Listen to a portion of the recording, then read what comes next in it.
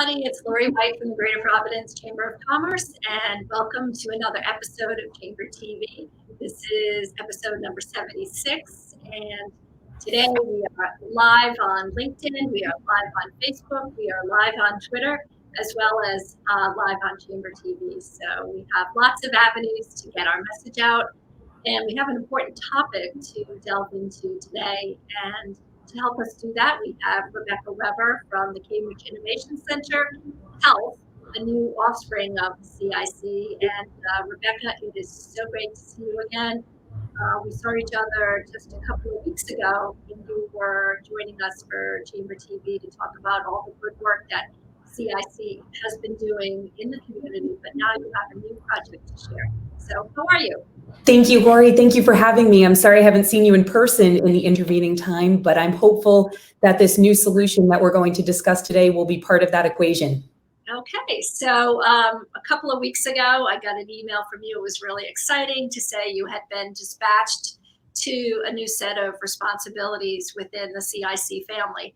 So tell us a little bit about what those new responsibilities are and a little bit about CIC Health.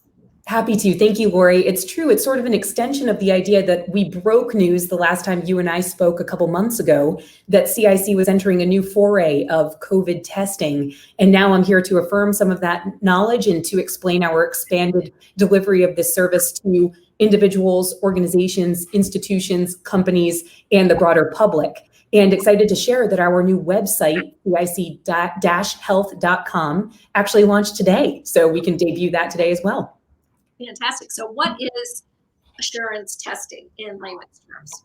Assurance testing. So what we are referring to as assurance testing is actually a term that was coined by Dr. Atul Gawande, who is the polymath surgeon and hospital specialist and writer and journalist and innovator who is collaborating with the CEO of CIC, Tim Rowe, among other partners to deliver a solution that includes regular, frequent, and routine testing for COVID. And that testing comes in the form of the RT-PCR test, Laurie, which is a highly sensitive test that requires a swab of just the inside of your nostril, the outside part, not the brain tickling part, and delivers results within, on average, about 24 hours. We recognized, Laurie, and I alluded to this in our conversation a couple months ago, that being in the real estate space, we were going to suffer the changes in habits that people were bringing to the workplace. In other words, people have decided to work from home. People have decided to work differently. People have decided to share their space differently. But we're also in the innovation space, Laurie. So as a result, our CEO decided that there was a real gap in the market to deliver a comprehensive testing solution. Not just the lab, not just the results, not just the clinician network, but the entire stack of services directly to companies and organizations that want to bring people safely back to pre-pandemic activity. So this began as an experiment in the Cambridge area, and it has since grown into a full-fledged subsidiary of CIC called CIC Health. And yes, I have been reallocated to this subsidiary to lead growth, which is effectively sales and business development. Okay, so what does that mean to folks that might be listening or watching right now and they have questions about going back to work, or Sure.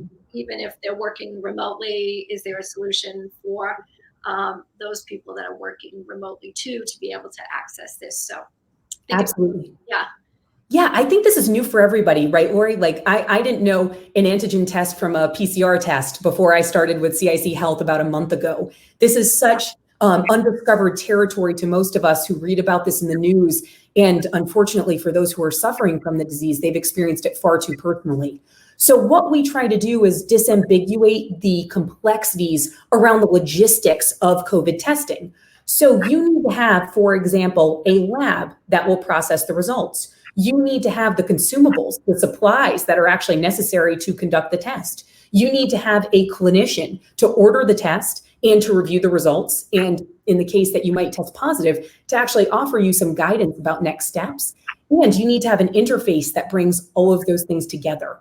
So CIC Health decided that we would create this package of services that works in combination with a lab partner. We have started by working with the Broad Institute which is a collaboration between Harvard and MIT up in Cambridge. But we now have new lab relationships that are helping us drive down the cost of testing and hopefully speed up the return of results in different geographies. We are working with a clinician network that orders our tests and helps process those results. And we are working with a software partner who delivers an email to your inbox, again, within an average of 24 hours from the sample arriving at the lab to deliver your results. So if you work for a company that is interested in conducting testing as one of the many remediations that people are taking to try to protect themselves and to promote well-being, CIC Health has a solution for you. And as for individuals who may just want a one-off test, pretty soon we're going to be offering that service up in Cambridge first, and then more broadly as we continue to perfect the system. Okay, so right now your target market is employers who want to be able to provide a turnkey solution for their employees and for them, the business itself, to be able to do testing and to do it all in one comprehensive packages. Is that essentially what the product is? I'm going to reappropriate that as my pitch, Laurie. That's exactly it. That is the product. It is one package that delivers your testing results. And again, we advocate for this regular routine testing that can help identify really low levels of the virus and can help mitigate the risk of contagion as a result within your population. So we agree that to test is better to not test at all, but to test routinely is part of your successful strategy to return to pre-pandemic levels of activity. And that's actually not exclusive to employers. I know we're listening, or we've got a large audience of employers here and employees who work for large Rhode Island-based companies. But I think a big part of the equation of getting those employees back to work is making sure that their students or their kids have places to go to school. And so we're actually working with a lot of public, private, charter, and independent schools in Massachusetts and elsewhere to deliver this solution. So we can offer this to schools. We can offer this to not-for-profits. We can offer this to institutions, higher education and otherwise. We've actually already deployed this solution to a very prominent hospital in the Boston area. So we have a solution that is accurate, it is fast, and it is reasonably affordable relative to the other solutions on the market. Okay, so let's break it down a little bit. So sure. I'm the president of the chamber. I have employees. I'm interested in this because we're all going to return to the office. So tell me step by step of, what, how I might embrace this product and what it costs, and how would I, actually get our employees and our team together to take the test. So just Sure. break it down in simple terms. It does take a little legwork on the part of our partners and clients, Laurie, for sure, because we need to understand what your needs are. So it obligates people to think deeply about how often they want to test, when they want to test, and a schedule that works for them. There's also got to be someone within your organization who is the main point of contact for the software. Each individual will receive their results, but there is still a company or an entity-based interface that you will have to work with. And we need to work with that individual to order the right number of tests, to make sure that they arrive on the given timeline, and to make sure that the tests are processed accurately. So if you were to submit an inquiry form to our website that's being displayed now, that form would be fielded by a member of our sales team. And that member of the sales team would call you up, Laurie, or one of your colleagues, and walk you through exactly what you would need to do in order to facilitate this process. The cost ranges, and the reason it ranges, Laurie, is a function of the test that you choose to deploy, the location of the lab that you're choosing, and the timeline or the logistics that are involved in delivering that test. So our hope is ultimately to be able to offer not just one test from one lab, but to identify the test, the price point, and the lab that works best for your organization. And our team will talk you through that process during intake. Once you have that initial conversation, and we've got videos that allow you to go back and refresh your understanding and a team that supports implementation, we then send the consumables, the actual test, to your location. And there needs to be some sort of practitioner who's there to oversee the tests. So that works really well, for example, at a school that may already have a nurse or another credentialed medical professional who's there. We work with a number of ambulatory service providers who can have an EMT on staff or someone else to oversee the conducting of the test. And then you put your Q-tip, effectively, your little swab, back in the tube. It gets carried to our lab, and you get the results on email within about 24 hours. So so you would arrange for, in this hypothetical example, for a clinician or a surrogate to a clinician to come and oversee and be part of the dispensing of the test, and then the clinician would take the swabs and get it to the courier to get it to the testing facility, and then each person would get his or her own results. Exactly. There are a lot of moving pieces there, Laurie, and that's the complexity that we don't want you as the business leader to worry about. Now, there are actually two different dimensions of what you just described, Laurie. For example, an association group like the Chamber could facilitate this for members, or individual member companies could facilitate it for themselves at their specific locations. So we're talking to athletic conferences to think about offering this to their member schools in order to bring NCAA athletes back to campus, as one example of an association that can then be the front door for other prospective users. So just clarify a little bit about what's the stumbling block, what's the problem to be solved with the present model? Yeah, it's a great point, Laurie, because there's no absence of demand, right? I mean, if I could give you a test today, I don't think that you'd exhibit a lot of hesitation there, right? Better to know and better to test than to not. So I'll tell you a pretty personal story. I have a family member who was contacted by the CDC, and that family member wanted to test readily because they needed to know whether or not the rest of their family needed to quarantine and whether or not they had to stay home as an essential worker. And they contacted a pharmacy, a retail pharmacy, who is conducting a great service of offering testing, and they couldn't get in for several days. And they looked into the test that's at the convention center. And again, a pretty significant waiting period and a longer still waiting period for the results. I was actually able to take that family member at CIC Providence within 15 hours of the phone call to be tested and then get results within about 30 hours of the whole travail. So call around 5 p.m. and results back in the very early hours of Saturday morning. So it was a Thursday night call in very early hours of Saturday morning test results. So we're taking a lot of the waiting out of the experience, Laurie. And also, it's one thing to just get a one-off test. It's another thing to stand up this entire stack of services that provide that comprehensive offering to do it on a routinized basis. And that with mask wearing, that with reducing contact, that with reducing physical contact to spaces, we think is part of the equation of returning to pre-pandemic activity. So the concept is the service comes to the work site, the employer's work site. It's fast, it's private, it's accurate, and Yes. you can determine over the course of the engagement with CIC Health how frequently you would like your employee base to be tested. So some employers or some places are testing their employees, very, very regularly, a couple of times a week.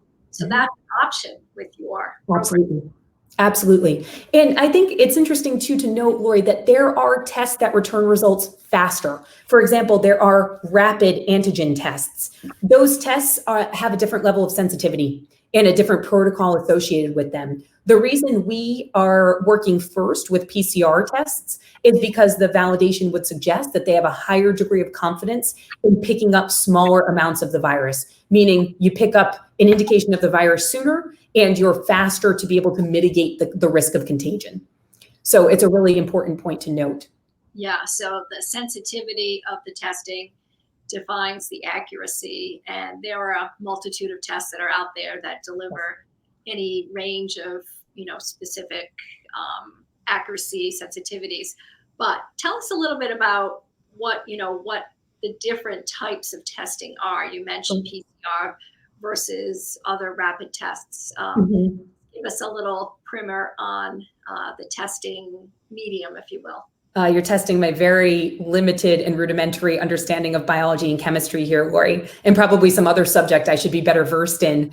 The tests operate in a couple different ways, Laurie. Some of them are a function of the process, And some of them are a function of what the tests are looking for. So my oversimplified understanding of the difference, for example, between a PCR and an antigen test is that an antigen test requires your body to have actually had a response to the virus by the time you can actually identify the presence that would yield a positive result. Whereas a PCR test just needs the presence of the virus in very low quantities to yield the result. So that's one of the main differences. There's also a difference in the way— test is a blood test, right? Sorry? The antigen test is a blood test, right? I think that's an antibody test, which is different further still. It indicates whether or not you have encountered the virus and tries to approximate an understanding of what I think colloquially we call immunity, but I'm not sure it's widely accepted in the scientific text.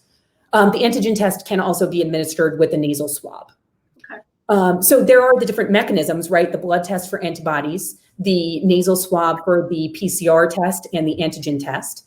And then there are the nasopharyngeal tests, which go further up. So that's a different process entirely. And that can also be processed as a PCR test. There are also different formats, Laurie, for example, of how they're processed, like a pooled test. A pooled test waits until you have a critical mass of samples.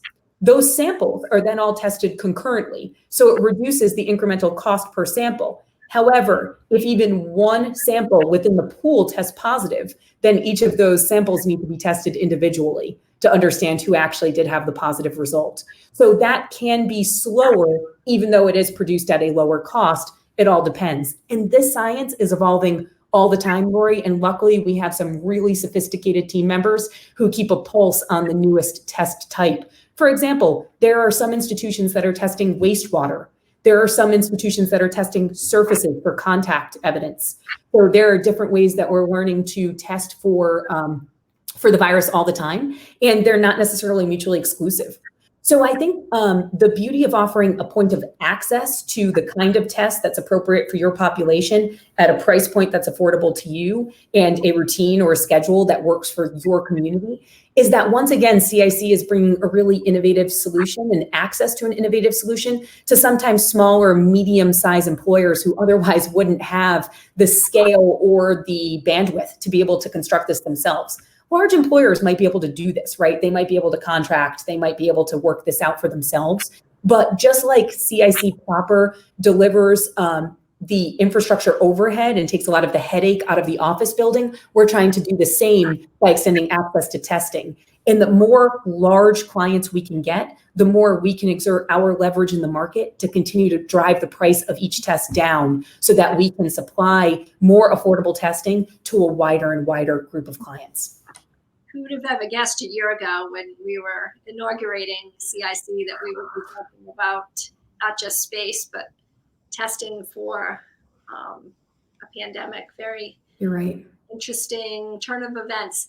Tell us a little bit about the Brood Institute and about the partners that you're working with, because it is a very impressive group. Thank you. Yeah, the Broad Institute is a really auspicious lab in Cambridge, Laurie, and that's logistically a huge advantage to our Rhode Island clients who are just an hour's drive away from depositing those samples, which is really useful to reinforce our average 24-hour turnaround on our results. The Broad Institute uses a system of robots to conduct their testing. And unfortunately, I haven't seen it myself in person, though I have seen the videos, and it's incredibly impressive if anyone wants to Google those. And the robotic automation that is endemic to the Broad Institute's process is part of what makes it so rapid in their own processing. Although I need to be careful, rapid tests are a different category. That's a faster turnaround time and a different kind of test. We just think these are quite fast and quite accurate. There are a number of colleges and universities locally who have already partnered directly with the Broad in order to conduct their own testing. So that speaks also to the confidence that other institutions have in the Broad, not to mention the fact that, again, we had an opportunity to provide large-scale testing to a really prominent hospital in the Boston area, and we did that in concert with the Broad, and will continue to do so. So we feel very strongly about the Broad. Now, the experts at the Broad contributed some of that knowledge or transplanted some of that knowledge to the University of Minnesota Genomics Center. And CIC Health has really intimate access to the lab capacity that's coming online in the greater Minneapolis area, which is important for a bunch of reasons, Lori. As we seek to expand our lab network, we want to be close to large population centers or just people who might be prospective clients for us so that we can maintain that really fast turnaround time for them with the same protocol and the same level of credibility that we have with the Broad. So who are some of the partners that are associated with the Broad? Harvard and MIT are the primary partners associated with the Broad. Mm-hmm. And there are some local colleges and universities that I have read about specifically in the local news that are also using the Broad for their testing. But Harvard and MIT are among the founding partners. That's correct. Yeah. That's correct. This whole science and technology of testing and sensitivity and the like just seems to move at the speed of lightning. I imagine we could have this very same conversation, a week from now, and there'd be different modalities that you'd be able to talk about. And because of the affiliation with the Broad and the ability to have the top scientists, some of the top scientists in the nation, being able to really continue to be on top and be at the tip of the spear in terms of COVID-19 testing. Yeah, we're so fortunate to have the advantage that we do, Lori. A lot of it, I think, comes through CIC's longstanding reputation to foster and encourage innovation. A lot of it does come from our affiliation with Dr. Atul Gawande, who is just visionary with respect to interventions that can support public health. And a lot of it has to do with the fact that we are accustomed to scaling things at speed and scaling logistical processes at speed. And as a result, as we have gained increasing prominence in the testing space in the greater Massachusetts area, we now have individuals who are coming to us suggesting that we could run pilots, suggesting that we could do demonstration programs, suggesting that we could test out some of these new methods concurrent with the PCR testing so that we can continue to do side-by-side comparisons and understand the impact of these tests on the ability for individuals to return to the workplace or other settings. What specifically can we offer to the members of the Greater Providence Chamber of Commerce in terms of building awareness and Sure. Delivering really much needed service? Part of the excitement, Lori, I've come to understand in my very limited engagement with a startup is that things happen really quickly. So as I mentioned at the top of our conversation, we debuted our website today. So again, I would encourage any members to go to cic-health.com. There is an inquiry form there. And that inquiry form, again, will be fielded by a member of our team who will give you a personalized outreach and talk you through the process. For the members who are interested in wondering about, for example, how it works or the actual price point, that range is between $60 and $90, depending on a number of factors, whether or not it's repeat testing, the number of individuals you will be testing, and how you choose to set up your site. And know that there will be CIC Health support, I should say, as you implement this solution, because again, it's new for all of us, and there are a lot of moving parts, and we take anything that influences health and well-being really seriously. So we hope that we're part of the solution of demystifying testing and then introducing testing more broadly as part of the way that people can safely resume the return to pre-pandemic activity. $60 to $90 per test, is that per correct? test. You got it. And Yep, that's exactly right. What is the current state of insurance reimbursement relative to testing? We are only offering out of pocket at the moment. There might be a different conversation if you're a large enough insurer who is self-insured, and we can have that conversation or refer you to specialists who can support that conversation. But we are only out of pocket cash pay. With respect to the current state, there is no mandate that requires insurance reimbursement for asymptomatic tests. And this is largely an asymptomatic test. It doesn't mean that we can't test individuals with symptoms. It's just that this test is traditionally considered asymptomatic. In Rhode Island, at least, I should say. There is no mandate. What are the founders of your organization, what are they forecasting?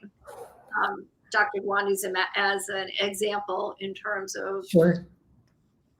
Where are we going with all this? And it's such a great question, Lori. I think in the Immediate term, we are working on building out as many lab partnerships and different testing modalities, to borrow your phrase, as we can, so that we can offer access to the best array of flexible and affordable options, much like our CIC real estate business, for our clients. So we want to become almost like a platform that grants access to people and meets them where they are.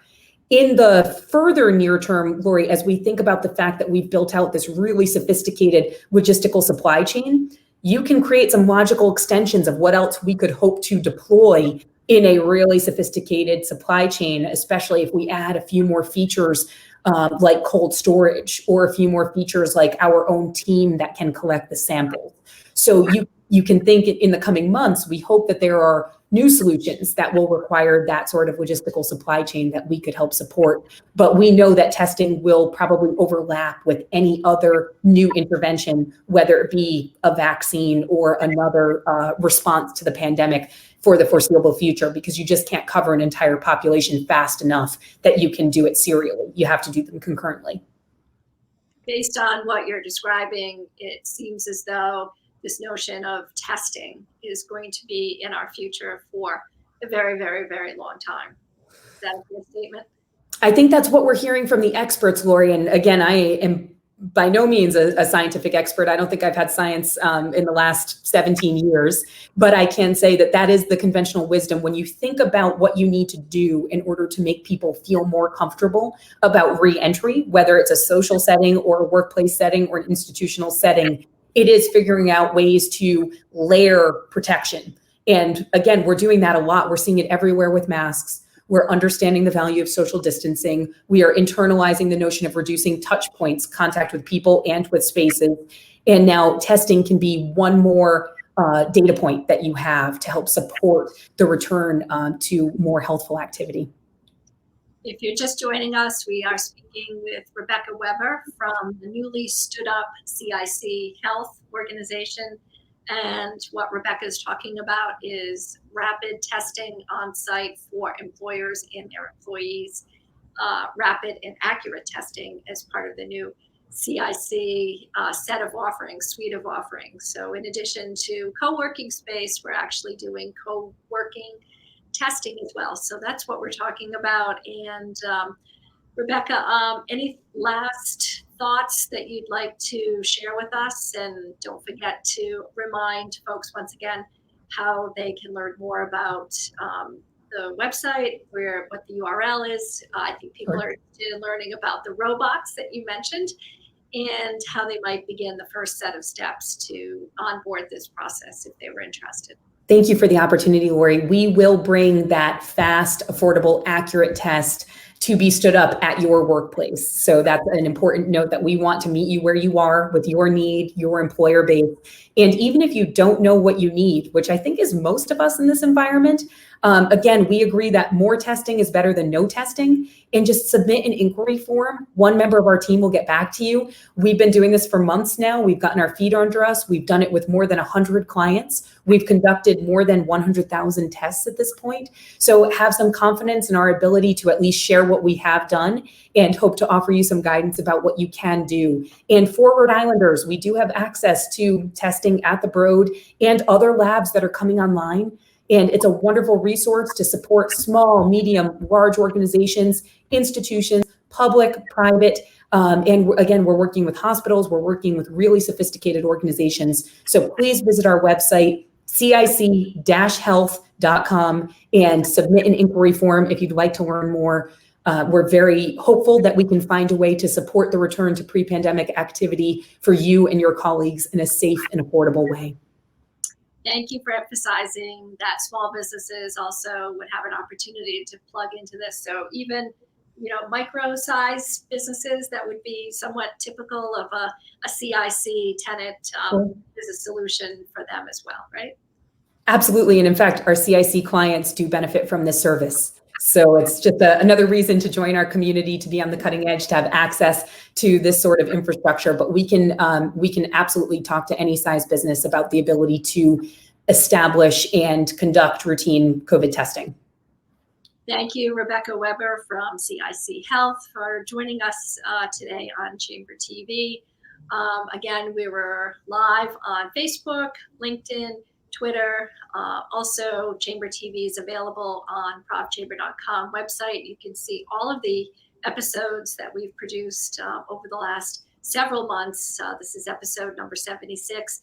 Rebecca, this is your second time around on Chamber TV, so I am hoping that we can call on you in a couple of weeks to come back and tell us what's new, to tell us what's going on, and to continue to help us all understand and learn about the pandemic in ways that we can all go back to work safely. I'd be grateful for the chance, Laurie. Thank you for allowing me to share this new service, and who knows what we'll announce at that point. The world is changing so quickly. Yeah. And just as a teaser for folks listening, we will be talking to Dr. Ashish Jha from Brown University School of Public Health, the dean. You may have seen him on many of the networks over the past several months. He's a global pandemic expert. He, again, is new as the Dean of Public Health at Brown University, so he will be joining us on Chamber TV Friday at noon. So we're really excited to be able to speak with him and to hear his perspective on all that's going on in this testing arena and other things that might be topical on that day. So we will see you next time. Thank you, everybody, for tuning in, and have a good day. Bye-bye.